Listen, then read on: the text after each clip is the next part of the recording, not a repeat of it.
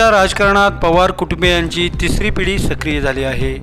मुरबाड विधानसभेचे माजी आमदार गोटीराम पवार हे 4 वेळा आमदार झाले। त्यानंतर त्यांचे चिरंजीव सुभाष पवार हे राजकारणात येऊन मुरबाड पंचायत समितीचे सभापती आणि त्यानंतर ठाणे जिल्हा परिषदेचे उपाध्यक्ष झाले।